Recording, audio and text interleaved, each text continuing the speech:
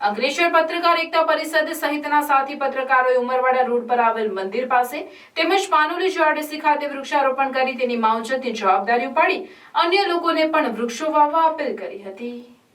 આપણા જીવનમાં વૃક્ષો ખૂબ જ મહત્વપૂર્ણ છે અને પર્યાવરણ માટે એક આદર્શ સેવા પ્રદાન કરે છે। આપણે તેને કોઈ પણ રીતે સુરક્ષિત રાખ્યા નથી અને તેથી જ આજે આપણે ગ્લોબલ વોર્મિંગ, તીવ્ર પ્રદૂષણ અને વન નાબૂદીના અન્ય નુકસાનકારક અસરોથી પ્રભાવિત થઈ રહ્યા છીએ। આપણે ટકી રહેવા માટે વૃક્ષોની સારવાર કરવી અને તેની ખૂબ સારી દેખરેખ રાખવી અને આપણે બીજાઓને વધુને વધુ વૃક્ષો વાવવા પ્રોત્સાહિત કરવા જોઈએ। ત્યારે અંકલેશ્વર પત્રકાર એકતા પરિષદ દ્વારા વૃક્ષારોપણની પહેલ શરૂ કરી છે।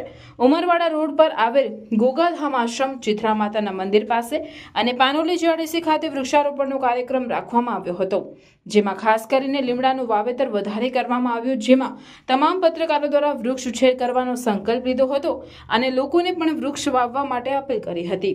આ વૃક્ષારોપણ કાર્યક્રમમાં પત્રકાર એકતા પરિષદના જિલ્લા પ્રમુખ અતુલભાઈ મુલાની, જિલ્લાના મહામંત્રી અસલમભાઈ ખેરાણી, અંકલેશ્વર તાલુકા પ્રમુખ કેયુર રાણા, ઉપપ્રમુખ અશફાકભાઈ બાગાવાડા, પત્રકાર ધર્મેશ પટેલ, જીતુ મહેડા, પિન્ટુ મોદી, વીટીવીના રિપોર્ટર યોગેશભાઈ પટેલ, રાજેશ પરમાર, જૈનેશ મોદી, શુભમ ઉપાધ્યાય તેમજ સામાજિક આગેવાન બરુભાઈ પ્રફુલભાઈ ઉપસ્થિત રહ્યા હતા।